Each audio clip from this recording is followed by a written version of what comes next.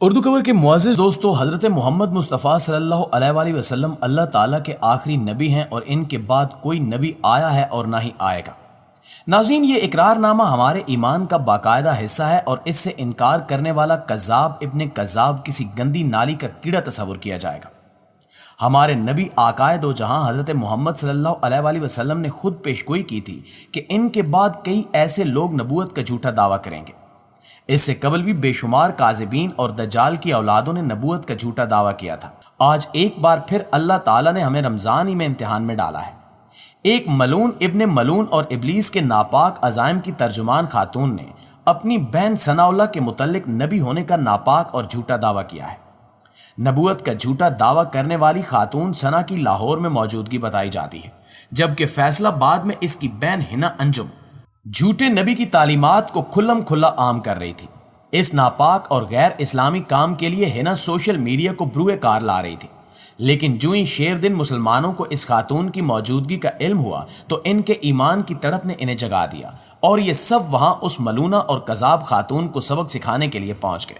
City housing society میں جب لوگ جمع ہونا شروع ہوئے تو پتہ چلا کہ یہ صرف ایک خاتون نہیں بلکہ پورا خاندان حرام زادگیوں پر اتر آیا ہے۔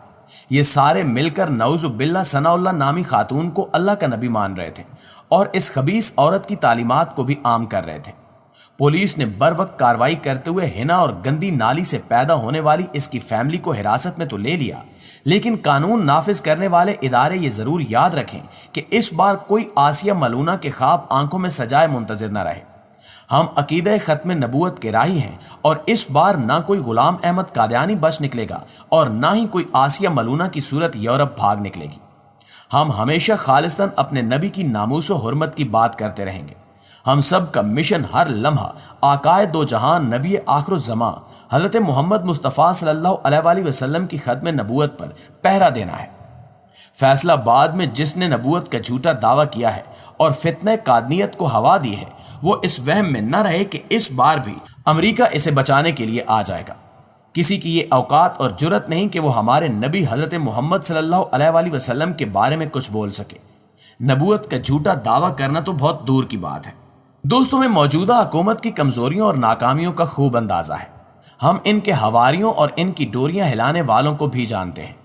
کچھ ہی عرصے میں اسرائیل نے فلسطین کے مسلمانوں پر ظلم کیا، ٹھٹھا میں مسجد کا تقدس پامال ہوا، قرآن کریم کی بے حرمتی کی گئی اور آج ایک ناپاک عورت نے نبوت کا جھوٹا دعویٰ تک کر دیا اور گستاخی کی انتہا کر دی، لیکن ابھی تک اتحاد میں شامل کسی پارٹی نے اس کی مذمت تک نہیں کی، کسی نے ایک لفظ تک نہیں بولا۔ یہ سب یا تو اپنی کرسی کے لیے نکلتے ہیں یا پھر اپنے آقا امریکہ کے کہنے پر کوہرام مچا دیتے ہیں۔ لیکن یہ حکومت بھی سن لے کہ جب بھی کوئی ختم نبوت کا منکر سر اٹھائے گا، عقیدہ تاجدار ختم نبوت کے سپہ سالار ہر مسلمان کو اپنے سامنے پائے گا۔ اتنی بڑی گستاخی کے سامنے کوئی قانون اور کوئی تعلق اہمیت نہیں رکھتا۔ اگر حکومت ان کتوں اور حرامزادوں کے خلاف ایکشن نہیں لے سکتی تو ہمیں اجازت دیں تاکہ ہم ان سب کو راہ راست پر لانے کا بندوبست کر لیں، ورنہ یہ خنزیر روز اٹھتے رہیں گے اور روز روز یہ فتنہ جنم لیتا رہے گا۔ گزشتہ دنوں صرف ایک خاتون نے نبی ہونے کا دعویٰ نہیں کیا، بلکہ تحصیل سرائے عالمگیر کے گاؤں پوران میں ایک ملعون نے بھی یہ جرت کی ہے۔ یہ ہمارے ایمان کی آزمائش کا بھی امتحان ہے۔ لاہور کے بحریہ ٹاؤن میں موجود ملونہ کے بارے میں یہ بھی معلوم نہیں کہ یہ کتنے نسخوں سے پیدا ہوئی ہے، لیکن اس کی جرت اتنی کہ وہ خود کو نبی بھی کہلواتی ہے اور اللہ تعالیٰ کو نعوذ باللہ اپنا محرم قرار دے کر حج اکبر ادا کرنے کا دعویٰ بھی کرتی ہے۔ اس کی کذاب بہن کہتی ہے کہ ہم پاک بہنیں ہیں اور ہمارا ذکر قرآن میں موجود ہے۔ یہ اپنی بہن کو قیامت کہتی ہے اور بتاتی ہے کہ قیامت کا ظہور ہو گیا ہے۔ ہمیں خواب کے ذریعے اللہ تعالیٰ تعلیمات دیتے ہیں اور ہم وہ تعلیمات دنیا کے لوگوں تک پہنچاتے ہیں۔ واللہ فاصلے حال نہ ہوتے تو آج یہ خاتون کبھی یہ جملے ادا کرنا پاتی۔ ناظرین، ایسے جھوٹے دعوے دار ہمیشہ ہماری صفوں میں سے نکلتے ہیں اور تب تک نکلتے رہیں گے جب تک ہماری حکومتیں اور قانون نافذ کرنے والے ادارے ان کو گرفتار کر کے یورپ کے حوالے کرنا بند نہیں کریں گے۔ نبوت کا جھوٹا دعویٰ کرنے والی لانتی ملونہ عورت تاحال پولیس حراست میں نہیں آئی۔ اس کی بہن اپنی فیملی کے ساتھ گرفتار کی جا چکی ہے، لیکن ہمارے ہاں روایت رہی ہے کہ جب بھی ایسی گستاخی کرنے والے گرفتار ہوئے ہیں، ان کی فیملی تک محفوظ رہی ہے۔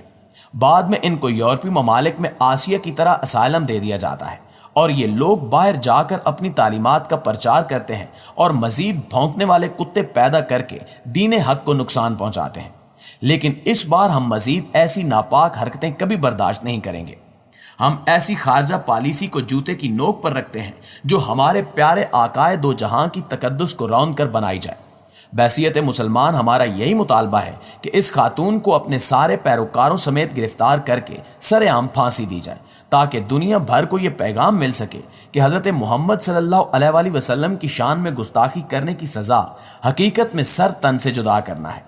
اگر یہ سزا بر وقت دی جاتی تو آج فتنہ قادنیت اس قدر سر پر نہ چڑھ رہا ہوتا اور مرزا کی ناپاک اولاد آج دوبارہ سر نہ اٹھا رہی ہوتی۔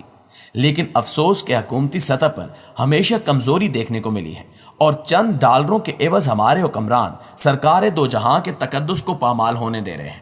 ناظرین، جس طرح یہ حقیقت روز روشن کی طرح عیاں ہے کہ محمد رسول اللہ صلی اللہ علیہ وآلہ وسلم کے بعد کوئی نبی نہیں، یعنی کوئی نبوت کا دعویٰ کرے تو جھوٹا مکار اور کذاب تصور کیا جائے گا، بالکل اسی طرح یہ حقیقت بھی مانند قمر واضح ہے کہ اس کائنات کا خالق و مالک اور رب بھی صرف ایک اللہ ہی ہے۔ روئے زمین پر ایک بھی شخص ایسا نہیں گزرا جس نے کائنات کو تخلیق کرنے اور اس کی ملکیت کا دعویٰ کیا ہو۔ البتہ ایسے لوگوں کی تعداد اس وقت بھی کثرت سے موجود ہے جو خود کو اللہ اور رب ہونے کا دعویٰ کرتے ہیں۔ ماضی میں نمرود، فرعون اور شداد اور ایسے کئی دیگر کاذبین نے رب ہونے کا دعویٰ کیا، مگر نہ وہ خود باقی رہے اور نہ ہی اپنے نظام کو قائم رکھ سکے۔ یوں ان کے یہ جھوٹے دعوے ان کی موت کے ساتھ ہی فنا ہو گئے۔